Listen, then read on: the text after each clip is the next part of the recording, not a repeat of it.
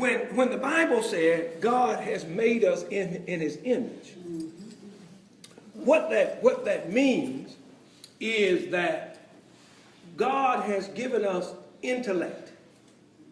He has given us, only us, the ability to communicate with him with intelligence. It has nothing to do with the physical nature of man, because God is what? He's a spirit. The reason why Jesus had to come and die was because he was made like us. He was not like us. So he had to be made like us in order to deal with us and to be sacrificed for us. Right. When you read in the Bible, and it talks about the hand of God, the mouth of God, the eyes of God, the arms of God, the feet of God, those are that's what you call anthropomorphism. And what that means is, in layman's terms, here you cannot describe God from the level that he's on. And so what God does, God comes down on our level and gives us ways to relate and to understand him. It's just like, and I use this quite often, it's like when we talk about heaven.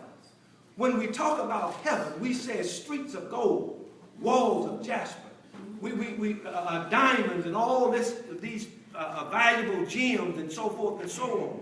Well, we know heaven is a spiritual place. And it's not made of those things. But when you say that to me, I can form a thought in my mind how beautiful that place is.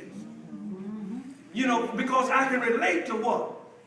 Gold and silver and all of these kind of things. And so for us to relate with God, he has hands, because we can relate to hands and arms and mouth and all these kind of things. But God does not have all of those things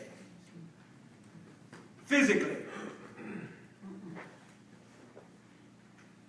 Can you imagine a God everywhere at one time with a hand, a mouth? I got one question. Sure. So in Exodus, he said, "Do not look upon the face of God and live." Right. Again, right. Again, that's what is, you know, we can relate. Jacob could relate to that, or Moses could relate to these things. But literally, he's not made up like that.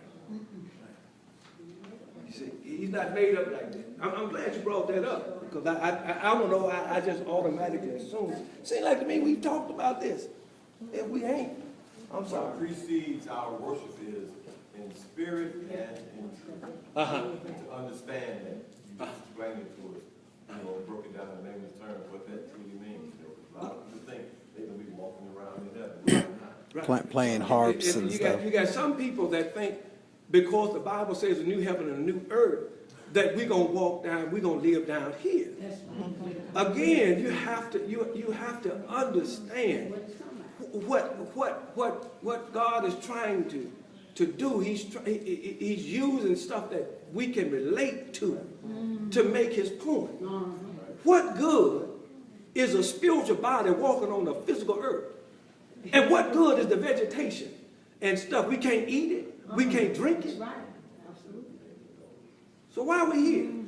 The Jehovah's Witnesses said we're going to build houses and have sheep and goats and lions and stuff going to be wrestling with rabbits and stuff, you know, and all this kind of stuff. And stuff. And so what they're doing, they're practicing their carpentry work. So when they go to this when the new earth comes, they be experienced carpenters. Wow. And Anthony has been trying to get me to come over, you know, because I can do a little of that kind of work. He said, "Man, you be good. You can be good in the new earth, new heaven, the new earth." But thank y'all so very much Thank you, Brother Bob. for your invitation. You know, just to say something.